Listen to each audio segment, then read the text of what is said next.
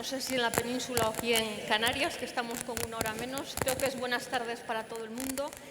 Es un gran placer estar aquí con las dos ilustres invitadas, Carmen Calvo y Soraya Sáenz de Santamaría.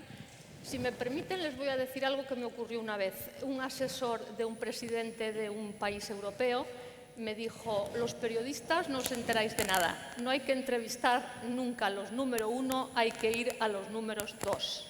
Porque el número dos normalmente sabe más que tanto, tampoco vamos a exagerar, que el número uno, pero normalmente tienen más cintura y se expresan mejor y pueden hablar mucho más. Pues bien, tenemos aquí a dos ex vicepresidentas del Gobierno. Todas las recordamos. No voy a entrar en datos biográficos porque esos se encuentran fácilmente. Simplemente un par de pinceladas. La señora Sáenz de Santamaría, yo creo que tiene dos cualidades raras, en el sentido no de raras a bote pronto, sino de poco comunes, que son la coherencia. Y yo creo que eso que dicen los ingleses de no nonsense, que no se anda con tonterías cuando tiene que hacer las cosas y lo hace muy directamente. Y además también ha roto con ese tópico de que a veces los políticos se eternizan en los cargos porque no tienen ni oficio ni beneficio. Yo creo que ya ha demostrado en los últimos años que tiene ambas cosas. En cuanto a no digo derecha o izquierda porque yo soy un poco disléxica y creo que además hoy nos viene muy bien. Entonces, a mi izquierda, la señora Carmen Calvo, que es nada menos que ahora mismo está al cargo del Consejo de Estado, a punto de cumplir 500 años en el 26. Un lugar, según su propia definición, de reflexión y excelencia jurídica. Yo creo que también ambas son juristas. Es muy importante y además yo nunca me fijo en el origen o en la procedencia de la gente, pero en este caso me gustaría, por hacer una pincelada que ustedes a lo mejor no van a encontrar si lo buscan por internet, es de un lugar que yo encuentro interesantísimo, que es Cabra, no solamente porque la parte jurista de Miguel de Cervantes, el tío, que era un poco el que sacaba de problemas a la familia, estaba en Cabra, sino que además es cuna de dos diplomáticos que yo admiro muchísimo. Uno de ellos fue el gran escritor Juan Valera, fue a Rusia a mediados del siglo XIX y escribió un libro maravilloso. Y luego su hijo, y luego les diré por qué estoy haciendo esta digresión, no se crean que no está pensado, su hijo Luis Valera, que fue el embajador de España en Rusia cuando estalló la Revolución de 1917. Y mientras los ingleses, por ejemplo, estaban dando fondos a dos grandes personajes, un escritor y un político, con ingentes cantidades de dinero en negro, uno de ellos a Petrogrado por si ganaban los liberales y otro a Moscú por si ganaban los bolcheviques, el pobre Luis Valera de Cabra, como nuestra señora ilustrísima presidenta del Consejo de Estado, Carmen Calvo, estaba ocupado en hacer una auditoría que le habían encargado en Madrid. Y con esto pasamos a nuestro tema, que es la crisis y la gestión de crisis. Lo primero de todo, cuando uno se pone a hablar de crisis, es buscar el origen etimológico de la palabra crisis, que viene del griego como casi todo y quiere decir crisis es decisión. Después, los latinos tomaron ese término crisis, decisión, y lo aplicaron a la medicina. El punto decisivo, cuando una enfermedad se puede convertir en grave, gravísima, casi mortal, o uno ya inicia ese camino de curación. Justamente los ingleses tomaron esta última acepción y la aplicaron a la política, y nada menos que John Locke, el gran teórico político, por las mismas fechas, en su famoso Tratado de Gobierno, dijo que el punto débil o el talón de Aquiles de las democracias es cuando la mayoría se equivoca. O sea, seguimos en términos contemporáneos. Vamos ahora mismo a empezar a desgranar lo que es crisis y gestión de crisis. Según Naciones Unidas y las grandes universidades, por ejemplo, la Escuela de Gobierno Kennedy, nada menos que de Harvard, hace como 5 estadios a la hora de reconocer y gestionar crisis. Y la primera de ellas, mi primera pregunta a nuestras invitadas es, si alguna vez ellas piensan, ha habido un momento en la historia más afín a la definición de crítico y de crisis como esta, ¿cómo lo desbrozarían y, según su opinión, cuáles son las claves de este momento que vivimos ahora desde sus posiciones? Muchas gracias. Gracias por la invitación y por la presentación y por la compañía de aquí esta mañana. Yo creo que lo que define este momento crítico, que es, yo creo que estamos viviendo un cambio de era, es la velocidad. Yo creo que el punto más novedoso es la velocidad con la que pasan las cosas. Escribe Amin Maalouf que antes los imperios se eternizaban y ahora, y es verdad, durante la vida de una persona vemos nacer y caer imperios. Tú puedes atestiguarlo casi mejor que nadie en esta sala. Surgen estados, otros desaparecen, democracias consolidadas que lo eran entran en la senda de no serlo. Vivimos un mundo, y ese es el segundo elemento, el primero la velocidad, el segundo elemento es el emocionalismo. El mundo quizá en un momento en que la ciencia, que siempre crece, está en un momento también crítico en que la inteligencia artificial está formando parte ya de nuestra vida diaria, en lugar de ser más racionales, cada vez somos más emocionales. Y ese emocionalismo, quizá como consecuencia, ya empezamos a hablar de crisis, de la recesión que vivimos hace algunos años, nos ha hecho que política, socialmente, cada vez estemos más polarizados. Si unes la velocidad con la que pasan las cosas, la emocionalidad con la que las afrontamos, la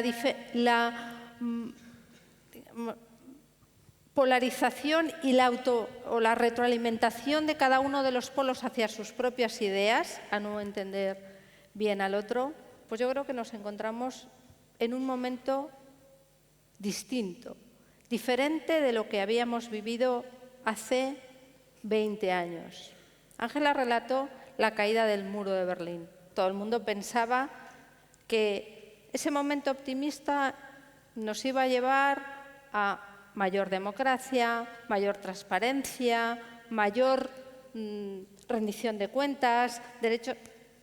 Hoy, en el año 2024, creo que estamos en franco retroceso. El número de ciudadanos que viven en democracia no llega al 30%. Por tanto, si a esto juntamos la velocidad de las redes, la capacidad de polarizar, la capacidad y la pérdida de valor de la verdad, pues todos los días, y con esto termino, abrimos los medios de comunicación y vivimos a la vez 3, 4, 5, 6, 7 crisis, las cuales probablemente 20 minutos después no son lo que era. El mundo se cae varias veces al día y perdemos la noción de la esencia de las cosas, de la importancia de la verdad, de lo que es superfluo y lo que es real.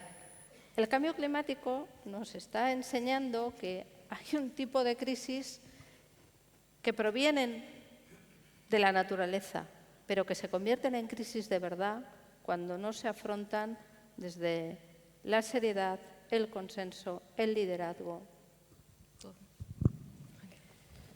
Buenas tardes y muy agradecida por esta invitación, porque en estos momentos tener un auditorio tan cualificado y también con mucha gente joven, poder compartir ideas y razonarlas, me parece que es una situación muy suertuda para mí. Y hacerlo con ellas también. Me parece que este es también, nosotras tres aquí, es también una magnífica imagen, ¿no? Yo, sin embargo, tengo la sensación de que no hay nada nuevo bajo el sol desde el punto de vista humano. Hay muchas cosas nuevas que las trae la ciencia y la aplicación de la ciencia, lo que llamamos tecnología, ¿no? Y nuevas tecnologías. Eso es nuevo. Pero como hemos leído en los clásicos, en relación a la naturaleza humana no hay casi nada nuevo. Y en ese sentido me parece que vivimos sociedades muy narcisistas, muy de creernos que somos los primeros, que somos los mejores, que hemos llegado a algo nuevo, que está ocurriendo algo que nunca ocurrió, que hay gente que se levanta por las mañanas e inaugura España.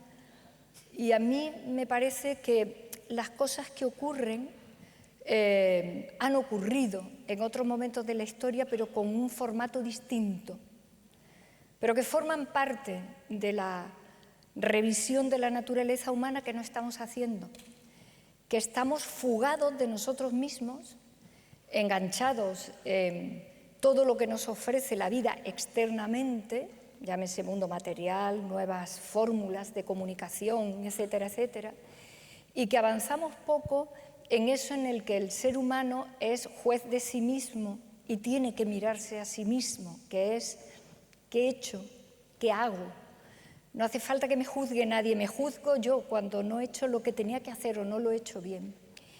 Y en ese sentido creo que vivimos también, además de sociedades muy narcisistas, que lo manoseamos todo demasiado, lo manoseamos todo tanto, lo autoanalizamos y analizamos tanto que llegamos a la paralización.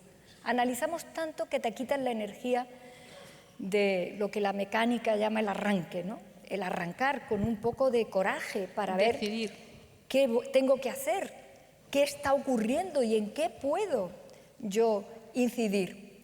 Esto está ocurriendo y nos está convirtiendo en sociedades muy ansiosas, muy frustradas, en todo muy frustrado porque las expectativas son siempre altísimas, porque la soberbia es enorme, hasta el punto de que estamos delante de situaciones críticas, que muchas de ellas vienen de manera inevitable por causas de la naturaleza, que ni siquiera tenemos un instante de serenidad para decir que la pandemia no se la ha inventado nadie, que la Dana no se la ha inventado nadie, aunque luego puedas añadir dónde están los errores, dónde no hemos previsto, dónde no hemos tenido mecanismos preventivos.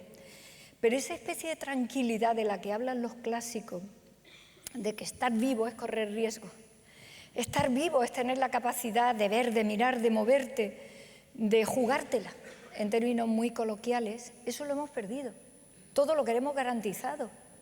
Lo queremos todo tan garantizado que cuando miras estadísticas interesantes, no solo las electorales, a mí me gustan mucho las otras, cuando miras estadísticas del comportamiento que tenemos, por ejemplo, en los hospitales, de cómo hay gente que literalmente le agrede a los médicos y a las médicas con el enfado que lleva porque tiene un problema y es que no quiere tenerlo. El problema ya no es si tengo una sociedad que me da respuesta, un formato de vida que hemos trabado a través de la solidaridad para que haya sanidad pública y para que nos asista a todos.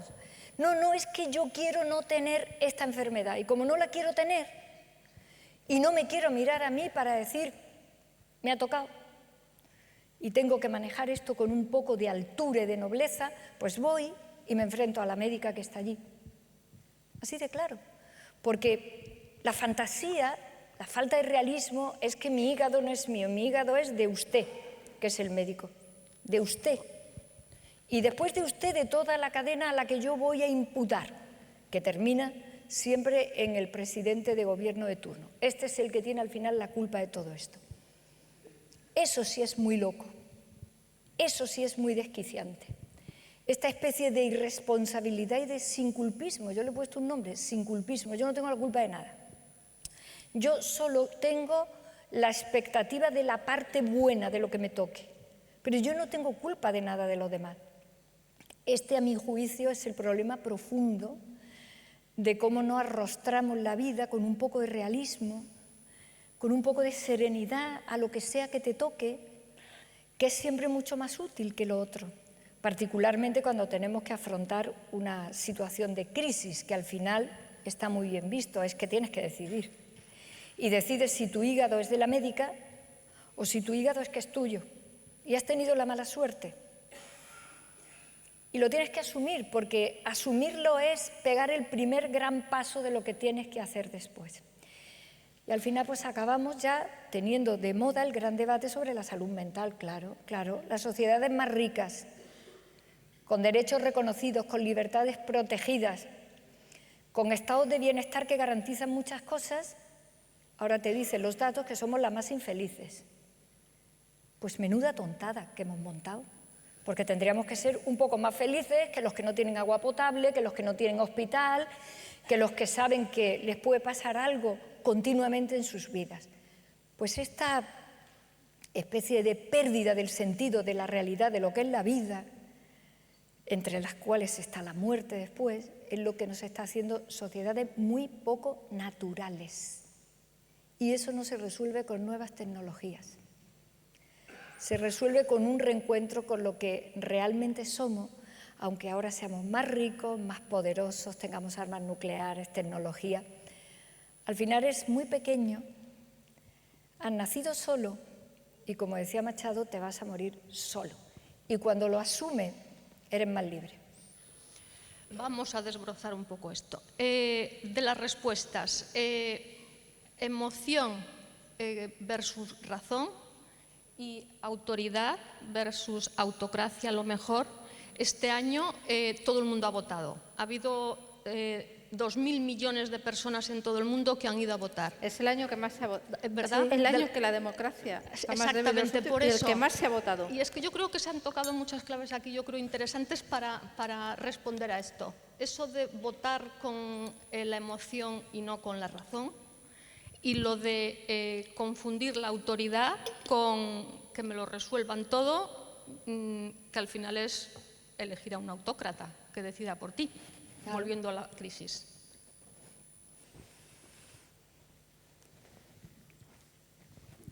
Emoción, razón. A ver, yo creo que, sobre todo tras la crisis económica, 2007, 2008 en adelante,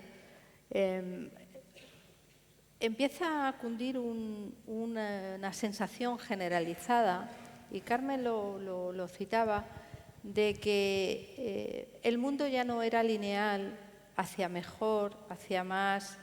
Somos una generación, probablemente, oye, nuestros padres trabajaron mucho y en España siempre ese ascensor social funcionaba hasta que llega un determinado momento en que empieza a verse que las generaciones venideras lo van a tener más complicado para acceder a lo que sus padres, con mucho esfuerzo, también diré, habían logrado. Y surge un clima de frustración que también es aprovechado por estas autocracias y por los populismos más para enganchar con lo que quiere la gente. Un populista es aquel que relata, atención, muy bien los problemas de la gente, generalmente, pero nunca le oirás ninguna solución al respecto. Pero engancha en ese mundo que ya está, que se siente amenazado, que se siente frustrado, que dice, esto es lo que pienso yo. Si eso lo unimos a un mundo en que todo pasa muy deprisa, en que no hay tiempo para analizar nada, porque una mañana es una crisis, a la siguiente es otra y lo borra. O sea, si nos damos cuenta, estás con un problema enorme, surge otra crisis, desaparece, ya no te lo encuentras en las cabeceras de los medios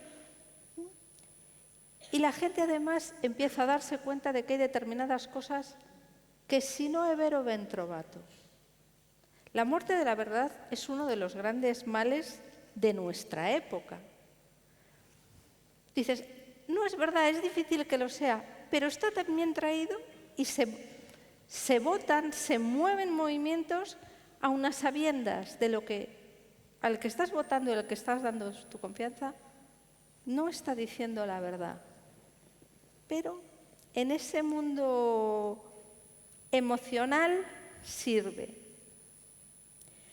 ¿Y qué pasa en algunos sitios? Pues que esos líderes populistas enganchan muy bien con determinados mensajes, con determinados miedos.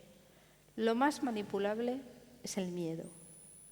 Entonces, si tú alientas esa sensación de discriminación, de prejuicio, de miedo al que no conoces, de miedo al diferente, de miedo al tal, y luego no nos engañemos, nuestras democracias, que es el único sistema posible,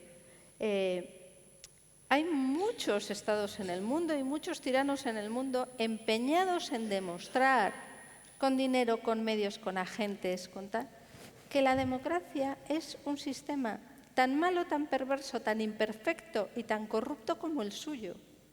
E invierten mucho dinero en lograrlo. Por tanto, ¿qué tenemos que hacer? Porque más allá que tal, sabiendo que vivimos ese mundo emocional, pensar no como consumidores de política. Si se dan cuenta ustedes, en estos últimos años, la política parece que se ha convertido en un producto de consumo.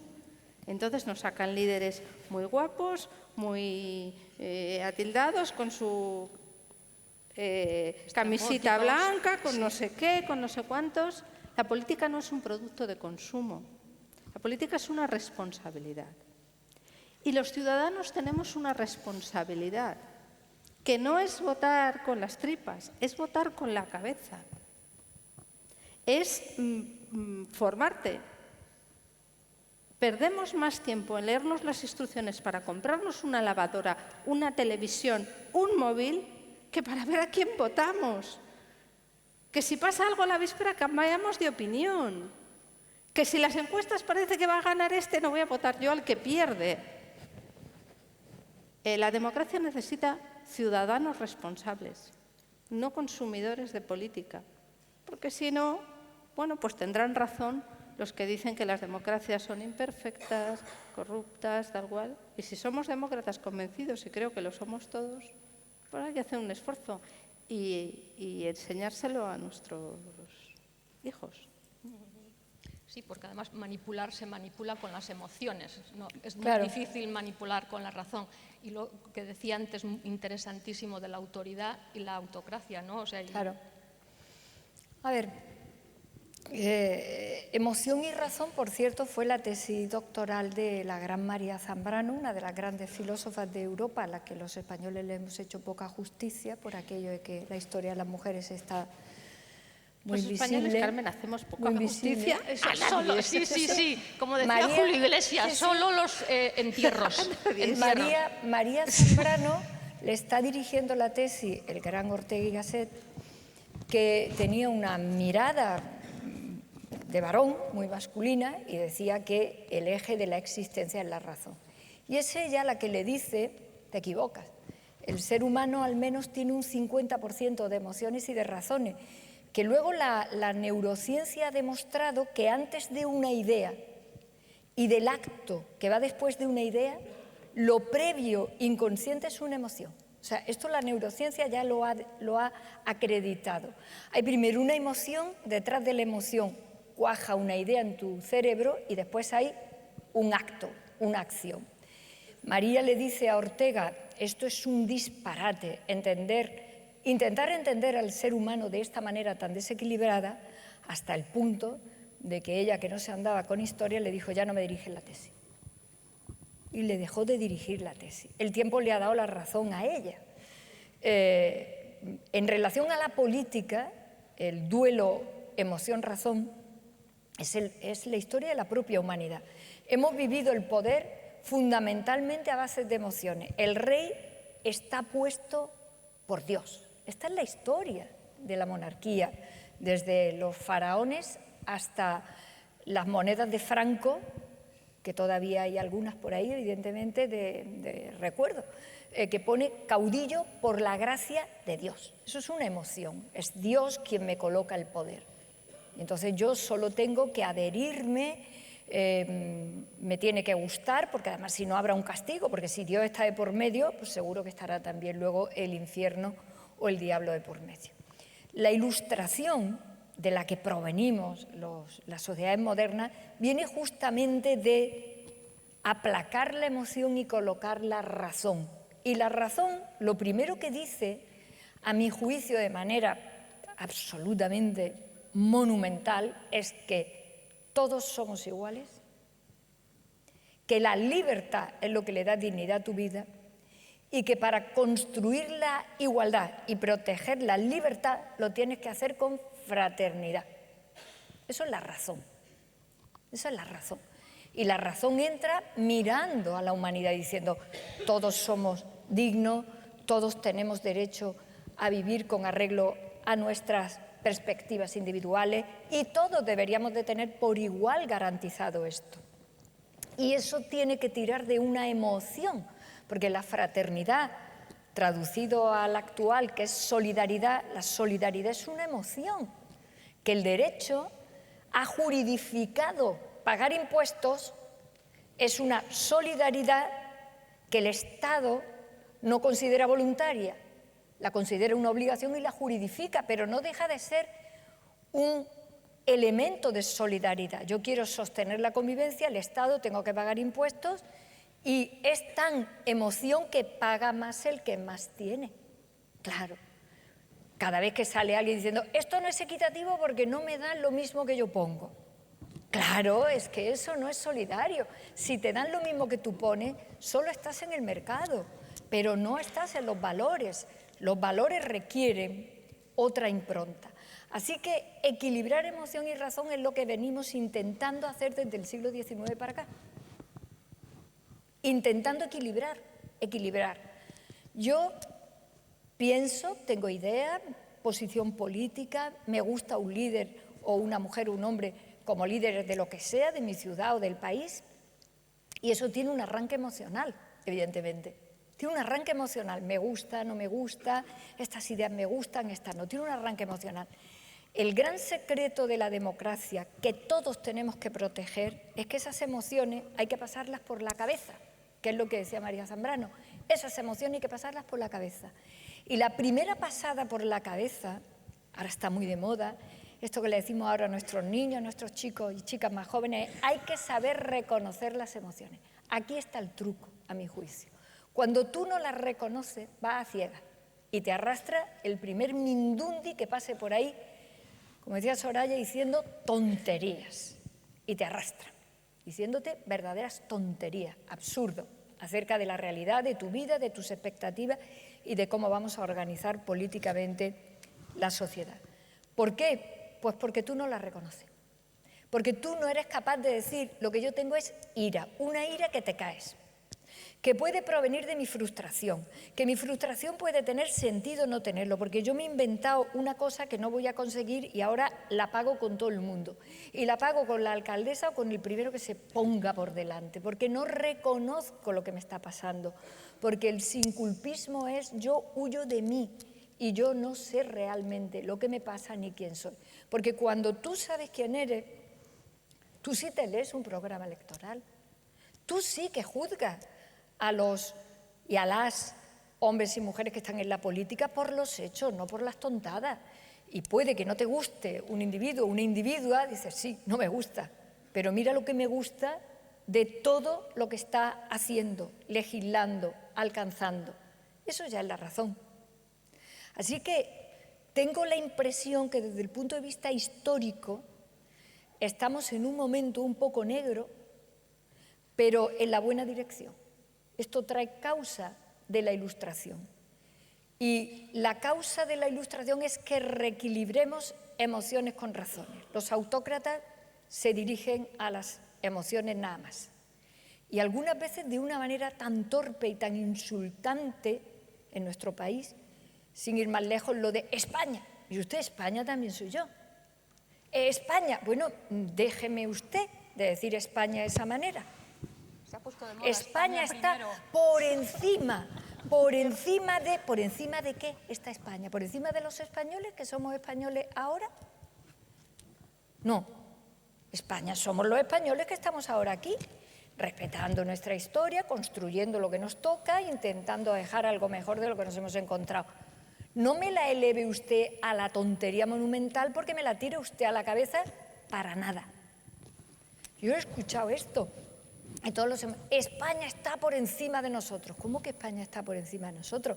Mire usted, esta tontada que está soltando con malas intenciones, porque usted se cree que es que España es usted, pero no soy yo, y la democracia es que España somos los dos, lo que encierra debajo es que España será aquello que decía Alicia en el País de las Maravillas, las palabras serán lo que yo quiera que sean, España será lo que yo diga. España no está por encima, España la construimos cada día con un montón de cosas, cada quien como puede. A lo que está apelando es una emoción que quiere controlar. No, mire usted, no me controle, no me controle. ¿Cómo será la cosa? Que el Tribunal Supremo de los Estados Unidos y nuestro Tribunal Constitucional han dictado sentencias, hace ya tiempo, no es de ahora, en la que a estos de España soy yo, les han dicho que la bandera es un trapo. ¿Os acordáis de esa sentencia del Tribunal Supremo norteamericano? Que le dijo, no, mire usted es más estadounidense que nadie, el mejor de todos los estadounidenses. Sí, y ha llegado usted en un pleito hasta el Tribunal Supremo, pero que sepa usted que en materia de sentimiento, y poniendo la libertad por encima, no se ofende a los símbolos comunes, pero la bandera es un trapo. Aquella sentencia fue fantástica. El Tribunal Constitucional tiene una parecida. Porque era el intento de decir estas cosas vacías y abstractas que mueven oscuridad. Mire usted, España es el bien común de todo, el interés general. A lo mejor es eso. Pero ¿cómo lo construimos? No queda más remedio que hablando. No queda más remedio que cediendo. No queda más remedio que 50% tú, 50% yo. Porque si no, no será interés general ni bien común. Este es el lío. Y por eso es emoción-razón y por eso es autocracia-democracia. Y termino diciendo algo que me preocupa mucho pensando en el auditorio más joven.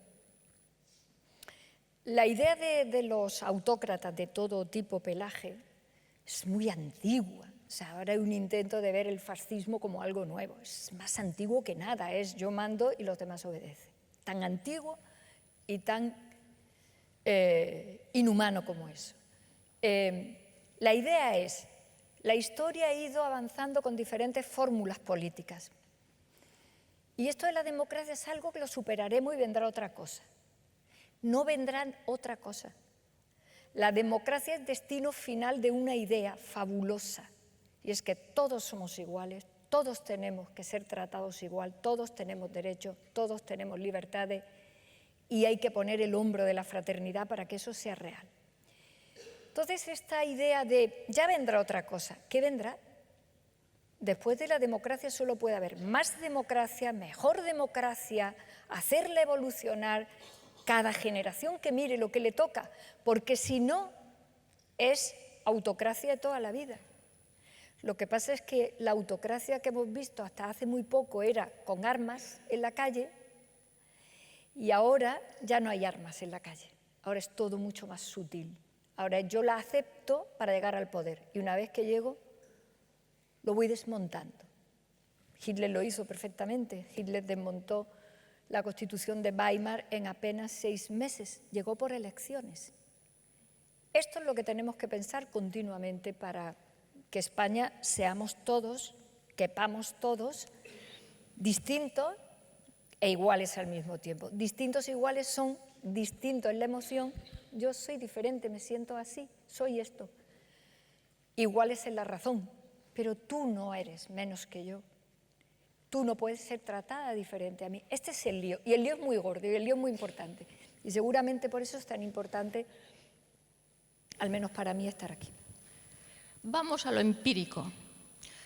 Una crisis que hayan tenido que afrontar, que puedan contar cuantos más detalles, mejor.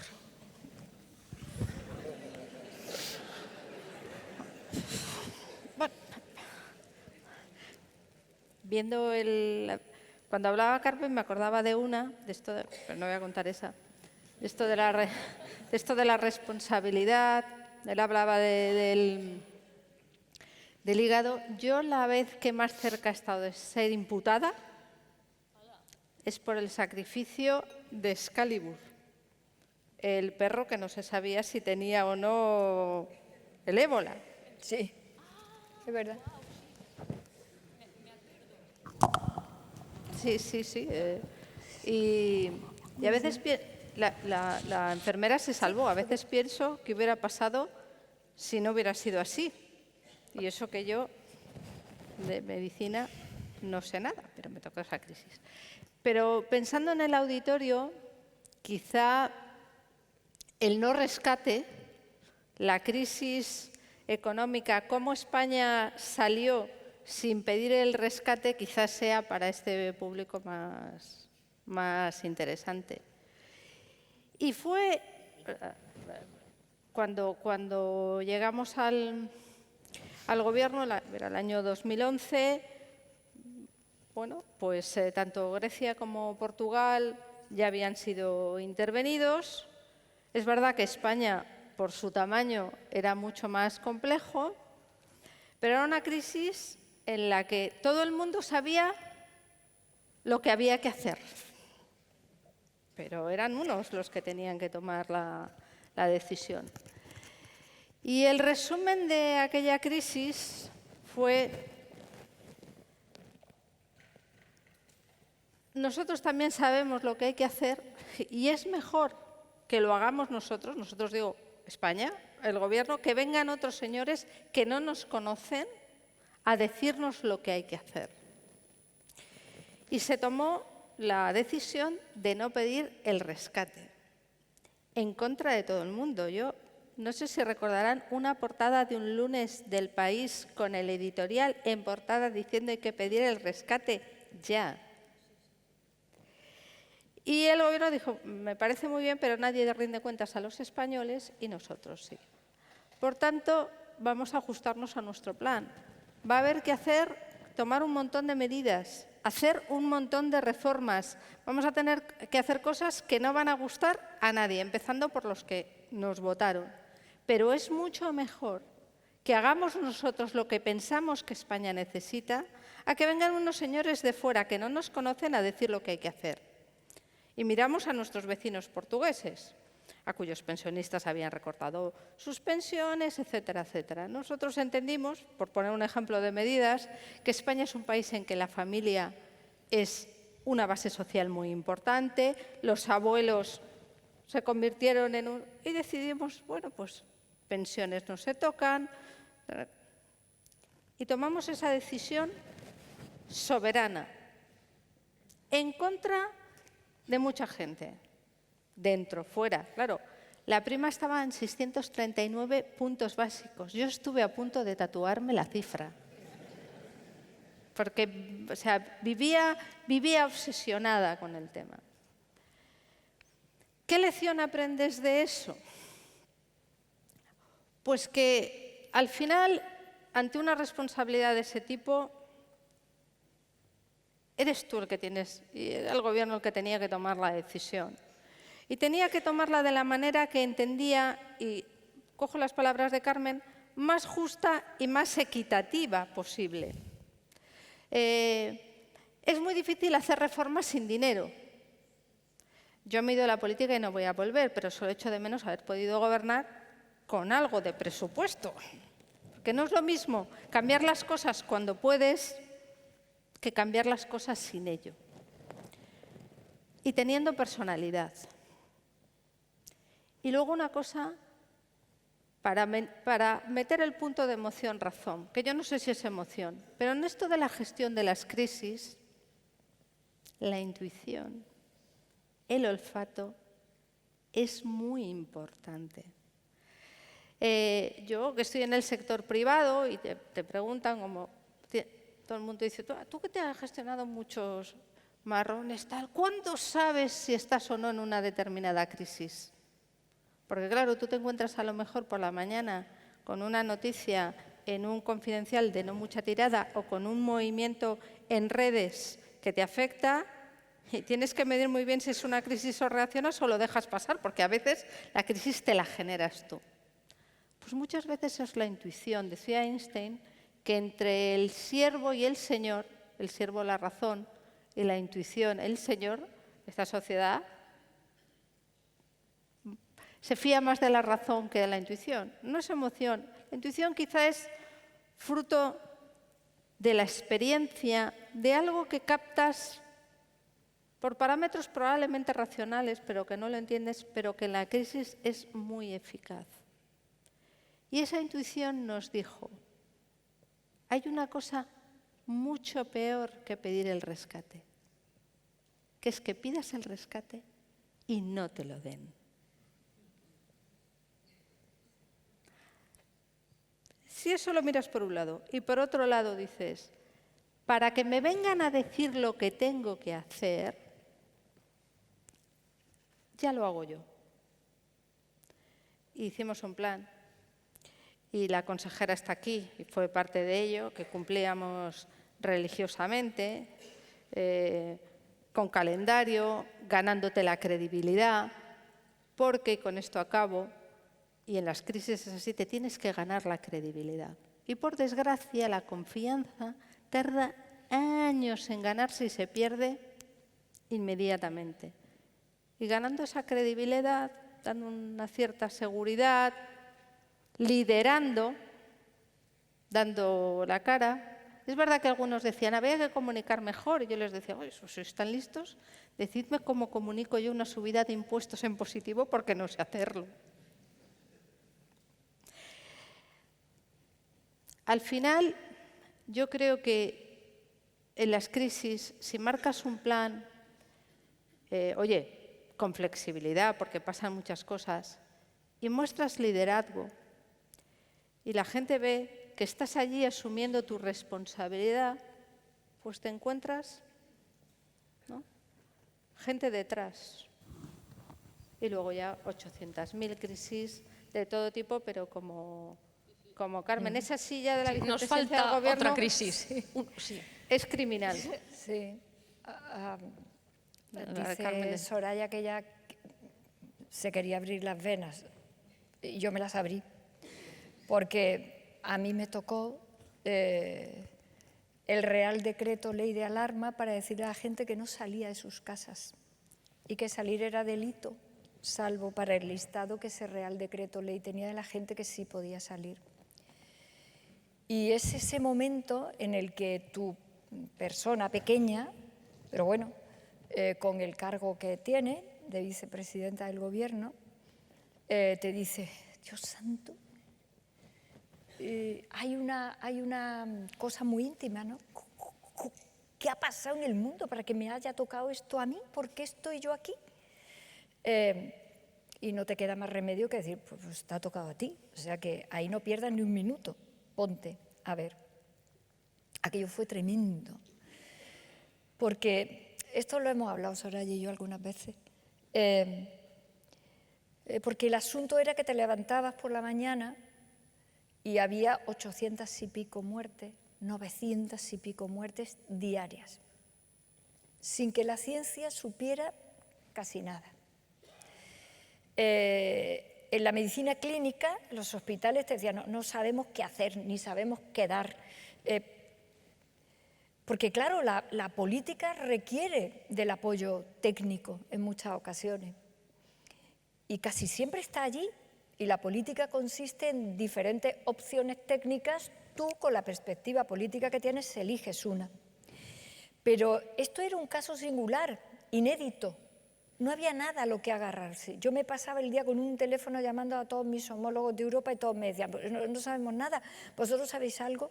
Pues no sabemos nada. A nosotros nos dicen que sí saben lo que la enfermedad genera, una inflamación generalizada de todo.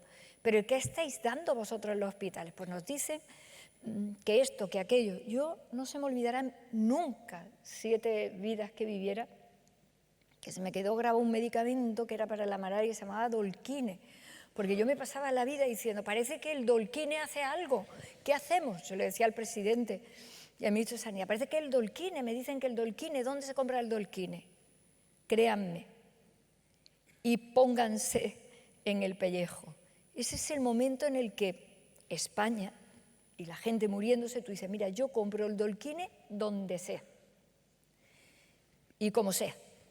Porque si me están diciendo que esto hace algo, pues es que no tengo otro camino. Luego parece que sí, que algo hacía, pero claro, el Dolquín estaba previsto para otro virus y para otra cosa. Pónganse en el pellejo de quien le ha tocado y no se queja además, al contrario, aquí estoy, pues lo que sea lo voy a hacer. Pero eres un ser humano, o 5, 7, 20, es un gabinete de crisis, no son más personas, porque en las crisis una cosa muy importante es que manden poco y obedezcan todo. Sí. Esta es una cosa muy importante de las crisis, que 1, 2, 3 digan, aquí estoy yo, me puedo equivocar, pero voy a tirar del carro y voy a decir esto. Y luego pues ya veremos, ¿no? Y yo recuerdo muy bien, porque eso son cosas que no pasan ni le pasan a casi nadie, desde la 1 del mediodía, que el presidente dice, Carmen, digo, esto es el estado de alarma, esto es el artículo 116 de la Constitución como mínimo. Y eso, digo, pues esto es técnica legislativa. Y te encierras solo con 4 personas hasta las 3 de la mañana, porque tampoco se me va a olvidar, y te tienes que volver literalmente loca, porque otra palabra mejor no hay, para decir, metemos a la gente en sus casas. Pero no podemos paralizar el país, ni los alimentos, ni los hospitales, por supuesto las escuelas, todo esto cerrado. Y uno a uno, cada cosa, llamando a todos los ministerios diciendo, lo básico de tu ministerio, ¿qué es? No, no, ministro, ministra, que no me digas que lo vas a pensar, que te vas a reunir, que tienes 20 minutos, que me llames dentro de 20 minutos y me lo digas, ¿estás enterado o no? Sabiendo que en horas nada podía ser perfecto ni nada podía ser. Y con una pregunta a las 3 de la mañana, el presidente que me dice, vice, dentro de 3 horas, si la gente sale de sus casas, digo, pues salen cometiendo un delito, porque no pueden salir. Y los tenemos que llevar a sus casas e imputarle el delito. Dice, ¿un delito? Digo, sí, millones de delitos. Me dice, ¿tú qué piensas? Digo, yo tengo la sensación de que estamos todos tan conmocionados que nos vamos a portar todos bien y que la gente se va a quedar en sus casas. Era con un reloj en la mano, 6 menos cuarto, 6 menos 10 de la mañana, 6 y media, y la información que iba llegando. No, la gente no está saliendo, la gente no está cogiendo ningún tipo de transporte, la gente ha entendido que se tiene que quedar en sus casas, porque el peligro ya no era tu libertad de yo salgo porque yo quiero y si me contagio pues me muero, mi vida es mía. El problema es que tú te contagias, pero contagias a 3 más que no se quieren morir, que no han decidido que se quieren morir ellos, tú parece que sí.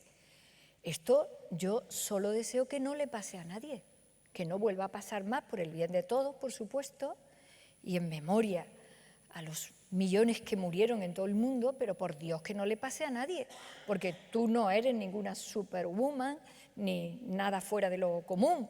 Tú eres un ser humano muy, muy pequeño que te lleva a 3 de tus colaboradores y le dices, venga, vamos a empezar. Y además nunca había habido que hacerlo, con lo cual ya era cosa loca, porque no tenías tampoco plantilla jurídica para decir cómo suspendemos la libertad de ambulatoria en este país a todo el mundo. Terrible, terrible. Yo todavía hay zonas que, como todos los traumas, porque esto fue traumático, hay zonas que las tengo como en penumbra y todavía a veces me encuentro con algún compañero o compañera del gobierno que me dicen, Carmen, ¿tú te acuerdas que a las 9 de la noche me llamaste? Digo, pues no me acuerdo. Digo, pues no me acuerdo. Y me dice, ¿no te acuerdas que me pegaste un bocinazo? Yo no pego voces, yo me enfado como todo el mundo y se lo hago saber, pero no pego voces. Dice, ¿es que me pegaste un bocinazo? Digo, yo, sí.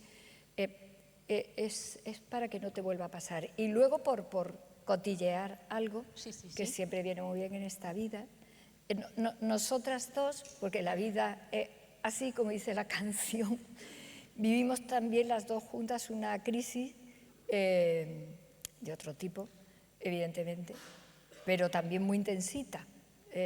Nosotras dos vivimos el 155 juntas, cuando el país no lo sabía, lo vivimos las dos juntas, también en su despacho, que luego fue mi despacho, y lo tuvimos que vivir las dos juntas y como los anuncios estos de las hemorroides, en silencio las dos, porque la cosa era hacerlo bien pero que no se enterara mucha gente.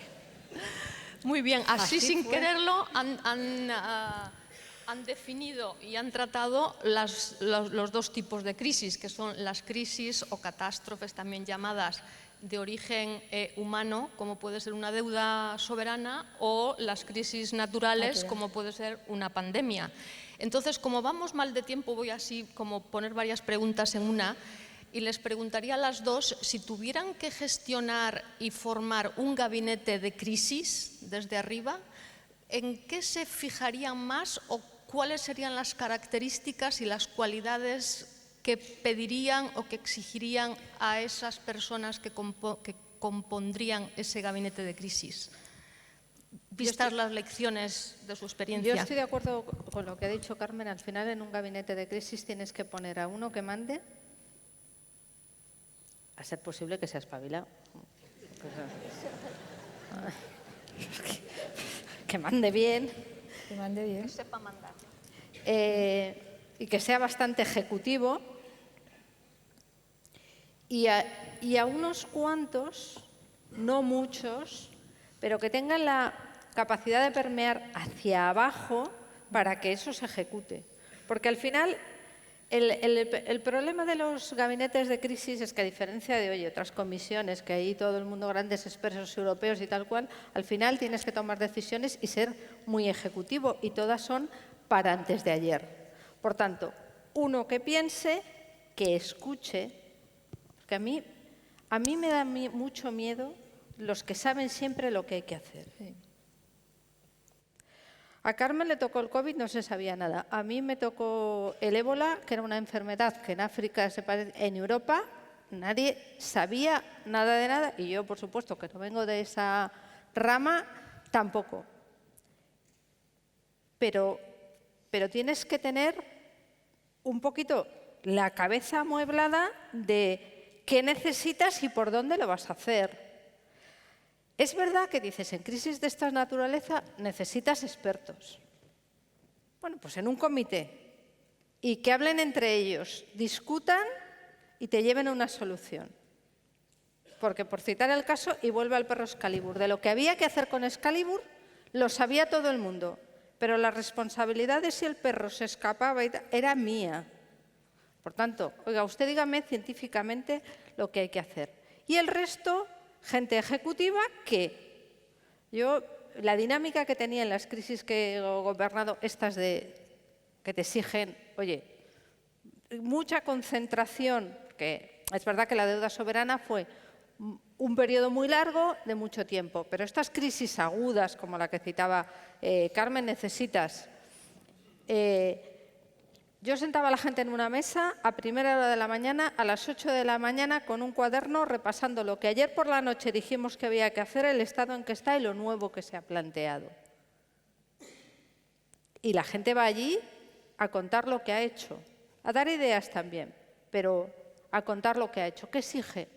Un conocimiento también de la administración y los medios muy importantes. En muchas crisis tú tienes capacidad de hacer muchas cosas, pero a veces no sabes lo que tienes.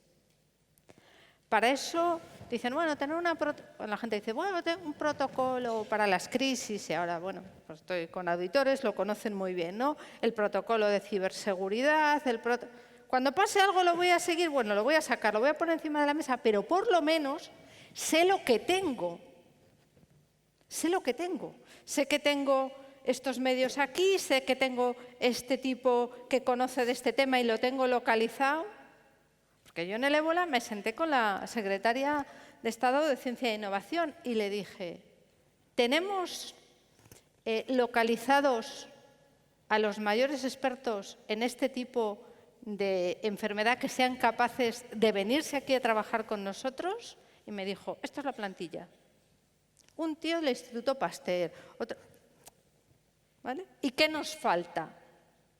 Y aprender de las crisis. En aquella crisis, ¿qué nos faltó? Pues unas habitaciones, no muchas porque son muy caras, por no usar el término científico, muy protegidas, háganse para el futuro, ¿no? Tener continuamente inventariado eso, que no te pille con el folio en blanco, ¿no? Pero al final alguien se tiene que poner a la cabeza de la manifestación. Y se pone a la cabeza de la manifestación sin tener la espalda cubierta.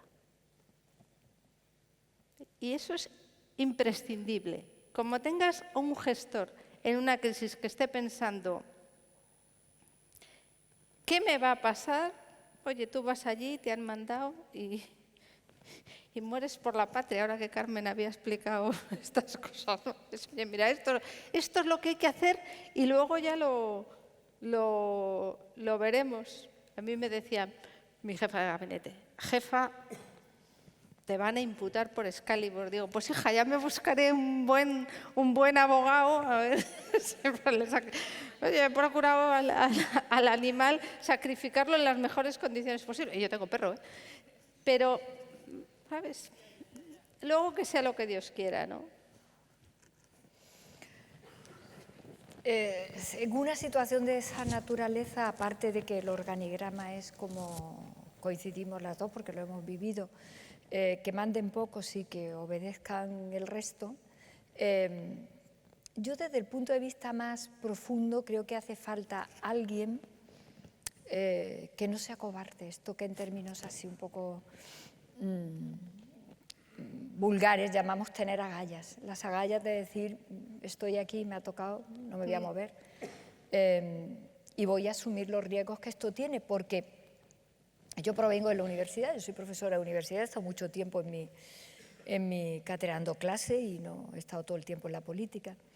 En la universidad hacemos una cosa que está bien hecha y es que hay que dirigir 10 trabajos o 10 tesis doctorales o 10 TFG, trabajo fin de grado, 10, para que 2 sean buenos. Los otros 8 no sirven para nada, pero te has tenido que arriesgar a 10 para que 2 sean buenos. De 10 salen 2 buenos.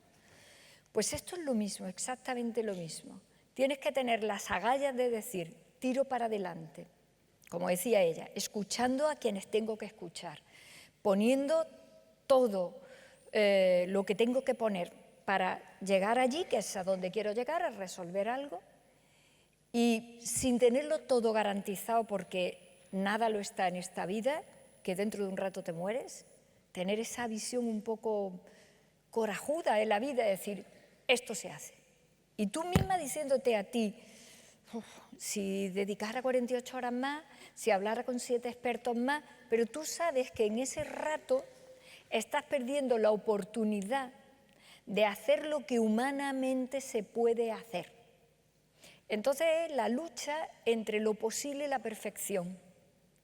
Una cosa que en los terrenos científicos, académicos y profesionales te puedes permitir. Tú puedes decir, a esto le doy yo 7 vueltas hasta que me quede clavado.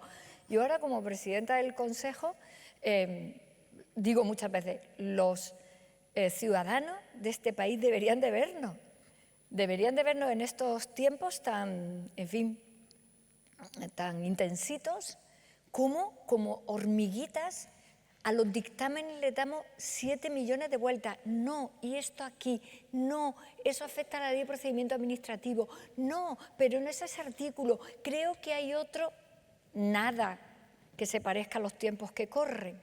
De manera que, como nos gusta decir, y Soraya es consejera de Estado también, como nos gusta decir que cuando en el mundo jurídico alguien coja un dictamen del Consejo de Estado diga, ¡ostras, qué alegría! Aquí está la solución, que es lo que suele decir luego el Tribunal Supremo acerca de los dictámenes del Consejo de Estado y del Tribunal Constitucional.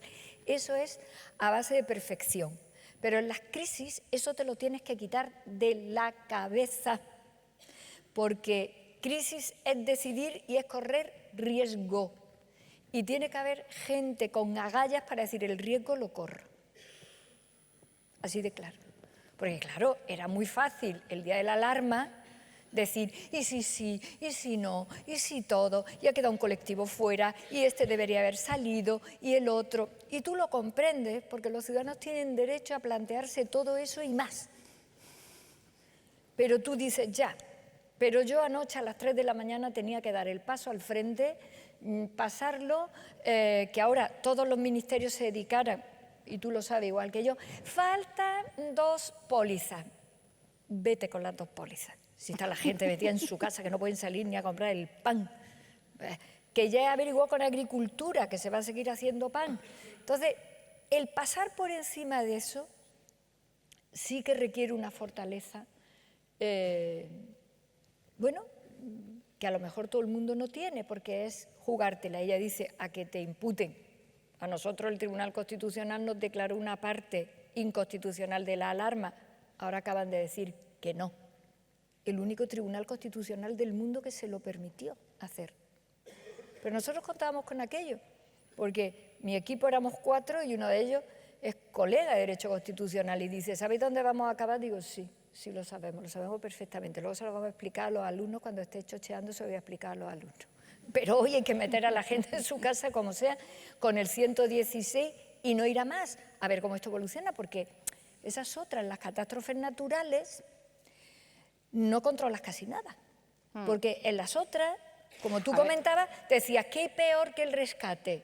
Y a mí me ha parecido estupendo que lo cuentes así, Soraya. Pues que ahora encima de que lo pedimos no nos lo den, que esto ya es la repera, porque esto ya es quedarnos con todas las brochas colgadas.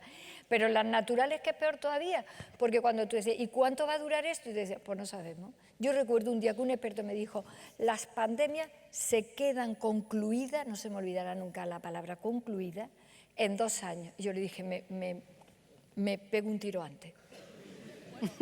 Estamos ya mal de tiempo. Dijo John Kennedy, un fallo no se convierte en un error si uno aprende la lección. Entre una palabra y una frase, ¿con qué lección se quedaría de una gestión de crisis que ha contado? Sí, lección aprendida. Pues es que o sea, aprendes, de todas aprendes un montón. A ver, yo creo que con la lección que me quedaría es que nadie está exento de tener una crisis. Cuando las empresas te preguntan, oye, ¿cómo? Digo, mira, la vas a tener. Lo más normal es que te pase. Trata de prevenir todo lo que puedas, de anticipar todo lo que puedas, de escuchar las señales. Hay cosas que no, oye, llegan y llegan, pero de otras... Y estate preparado porque va a pasar, sí o sí. Ahora con todos los riesgos de ciberseguridad. Ay, no nos pasará. Digo, no, si lo que nos estamos preparando es para que nos pase, porque nos va a pasar y saber qué hacer. Por tanto, la lección aprendida es, tratemos de anticiparlo, porque el mundo que vivimos es de continua gestión de crisis, de continua negociación. El que tenga un hijo adolescente lo sabe. Vive en la negociación y en la crisis permanente. Por tanto, más que preocuparnos en este mundo incierto de no pasará, prepárate para el día que pase. Porque además lo vas interiorizando y con eso acabo. ¿Cuántas veces es nuestra imaginación lo que nos hace decir, hola, cómo pase esto? Y tal, no, prepárate para que va a pasar. Ya te relajas y a partir de ahí empiezas a pensar cómo lo vas a solucionar. Yo saco una conclusión casi mística, en serio. Lo de que la vida es una cosa maravillosa, extraordinaria, hay que aprovechar toda la oportunidad de ser alegre, buena gente, divertirte, porque las cosas pasan. Y no perder el tiempo en tanto preciosismo, en tanta exigencia, en tanta crítica, porque somos seres caducos, al final tenemos un cuerpo y un tiempo. El cuerpo sabe más o menos que es este que tiene, siempre querría el de Naomi Campbell, pero bueno, no pasa nada, con este de cabra te apaña. Y luego, pues el tiempo tampoco sabes cuánto va a tener, con lo cual, hija mía, en fin, alégrate, disfruta de lo que tengas, maravíllate por casi todo lo que te rodee, con lo cual saqué casi una conclusión mística, porque en ese sentido va a pasar. Y luego... Zen al menos. Sí, al Mística menos, ya no está, sé, yo lo valoro sí. todo, yo lo valoro todo. Yo soy un ser humano que ves las nubes en la ventana del hotel, que estás en cualquier lugar del mundo, de España, por algo, y tú dices, pues qué cielo más bonito, este es el más bonito del mundo, y como mañana no sé lo que me va a pasar, pues mira qué bien que estoy aquí ahora mismo, sola, en un hotel y encima contenta, que es ya para que te den un premio, ¿no? pues aprendes esto porque es muy importante. Y luego te apunta a la doctrina duodinámico. En las crisis hay que resistir. Y hay que resistir. Totalmente. Y no vale, efectivamente, ni vale huir. Decía Cela. Sí, A ver. hay que resistir, hay que decir esto toca y esto toca. Pero es que en la vida hay también que hacer eso. Porque En las crisis te tienes que poner hay impermeable salida. y dices, bueno, mira, ya escampará. Hay que resistir, ya está, hay que resistir y elevarte por encima de lo que en aquel momento, perdonar que lo digo con respeto, otra gente con una mirada más pequeña está en la cosa tonta, ¿no? Y elevarte un poco. Yo saqué muchas conclusiones, repito, místicas. Aquella que contaba mucho Santa Teresa, que decía el momento más oscuro de la noche, que yo no me había dado cuenta de eso, pero luego lo he comprobado. El momento más oscuro de la noche no son las 12 de la noche, es el ratito que hay antes de que apunte por primera vez el sol. Oye, que me quedé una noche del verano en mi casa, ahí intentando averiguar si esto era verdad, y es literal. Entonces, ese momento tan oscuro en el que tú dices, Dios mío, y a mí, y a mí, y a mí, ¿quién me ha mandado a mí meterme en esto? Que es una cosa que es humana. En vez de plantearte esto, decir, bueno, pero va a haber luz seguro, como sea, va a sobrevivir mucha gente, hay que pensar en los que van a sobrevivir, vamos a ver cómo protegemos lo más que podamos a los otros y creer mucho en lo colectivo. Cuando estos días en La Dana hemos visto el Estado ha fallado, ¿cómo? Y los bomberos, y la policía, y la Guardia Civil, y toda esa gente que es, si no es el Estado español, que lo pagamos con nuestros impuestos. Quitarte de la cabeza la idea destructiva, porque con la idea destructiva, aparte de que no resuelves nada, tú solo te ciegas la hierba en los pies. Eso también lo aprendí. Por eso sobreviví, porque además a mí me dio el COVID. Yo, esto no te lo he contado nunca, y jurídicamente fue posible porque estábamos bajo el Real Decreto Ley de Alarma. Yo dirigí una comisión general de Secretaría y Subsecretarías de Estado desde el hospital con un sistema encriptado, con un ordenador encriptado que me tuvieron que llevar con el oxígeno puesto, porque teleconectarte es para cualquier cosa, pero el Consejo de Ministros y la Comisión General no es una reunión, es un órgano jurídico que no te puedes conectar como tú quieras. Y todo el mundo me decía, pero Carmen, no lo haga. Yo decía, sí, lo hago incluso por mí misma, porque no es que esté bien, pero yo voy a sobrevivir, yo no voy a morir del COVID. O sea que ya podéis ahí enchufar todo y contarme lo que está pasando y cómo va la cosa. Y lo hice por esta pequeña lección que aprendí. Digo, yo voy a sobrevivir, yo no me voy a morir desde el hospital. Y es una pequeña recomendación que le doy a la gente, lo de ser un poco alegre y lo de ser un poco valiente, porque es que la vida, si no, ¿a qué la reduces, no? Estamos aquí para hablar mucho rato, pero para acabar con esta onda de nuestras ilustrísimas ponentes, otra frase griega, otra palabra griega, que es problema.